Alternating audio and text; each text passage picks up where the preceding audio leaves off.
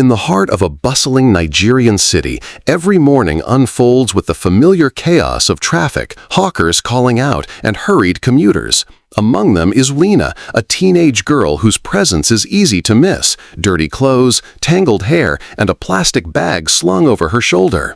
By day, Lena scavenges scrap materials, begging and working odd jobs. By night, she sleeps on public benches or in dimly lit shelters. Yet beneath the grime and exhaustion, her spirit remains unbroken. She has a quiet resilience and an unwavering belief in doing the right thing, even when it hurts the most. One humid morning, by the bus station's curb, Lena spots a dark brown leather wallet lying abandoned beside dusty luggage. Her stomach flutters. Inside are crisp bills, credit cards, and an ID belonging to Mr. Okafor, a renowned tech billionaire whose sleek black SUV is impossible to miss. Her palm trembles as she glances at the money. This could feed her and buy blankets, soap, and warm clothes. Her stomach rumbles with temptation. But as she looks closer, something grips her heart. This is someone's entire world, lost and vulnerable, just like hers always feels. Lena tucks the wallet into her plastic bag and starts walking toward the skyscrapers where Mr. Okafor works. Her progress is slow. Security guards push her back, office workers sneer, and the city's indifference weighs heavily on her. Her heart pounds with a mix of fear and purpose. Along the way, she meets Aisha, a young mother with a baby strapped on her back, begging for school fees. Impulsively, Lena hands her a 500 naira note, half of the 1,000 she found that morning. Aisha's grateful whisper, "May God bless you," brings real tears to Lena's eyes. Her resolve hardens. She'll return the wallet, no matter what. At Mr. Okafor's shiny glass building, Lena waits outside until afternoon. Finally, he emerges, impeccably dressed, eyes set on his phone. At first, he recoils when he sees Lena approach, but she stands her ground, offers the wallet with both hands. "Sir, you dropped this," she says softly. His guard reflexively checks inside, every piece intact. Shock and curiosity flash across his face. "Why would you do that?" he asks, clearing his throat. "Because it's yours, sir," she replies. Her voice shakes, not from fear, but from the enormity of what she's done. Moved, Mr. Okafor invites her for lunch at a nearby cafe. "Stay," he says gently. "I want to know your name." One shared meal, many questions. Over jollof rice and grilled tilapia, Lena opens her heart.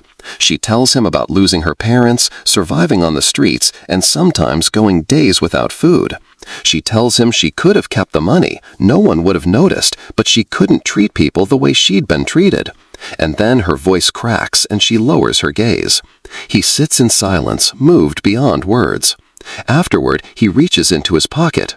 "Here," he says, placing a wad of notes before her. "Help with your rent, your school uniform, anything you need." Lena shakes her head. She couldn't accept charity. Then he offers her a job at his foundation, helping disadvantaged youth.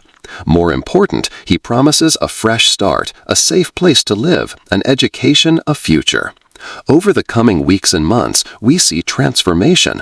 Lena in cleaned clothes, reading late at night by lamplight, cleaning a small office space with hope in her eyes, and studying overtime.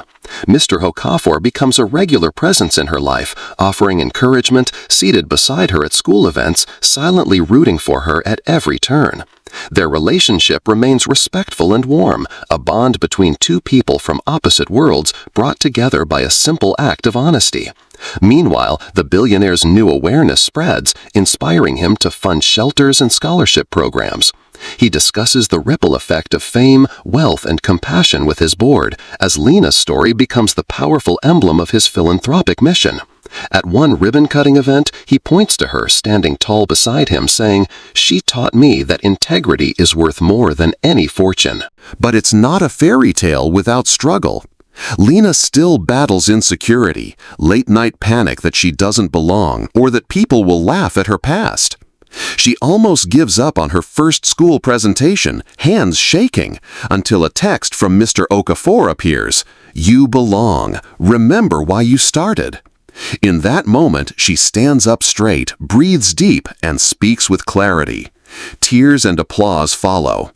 The story culminates a year later when Lena, now dressed in a graduation gown, stands center stage receiving a scholarship award in her name. She gives her speech. "I am here because one man saw not just my clothes, but my character. That day, he changed my life by believing in me more than I believed in myself." The audience stands, clapping, emotional. Mr. Okafor wipes his eyes, proud and humbled. As the event wraps up, the camera zooms out. Back in the hostel courtyard, Lena distributes books and snacks to other street youth, echoing the generosity she once received.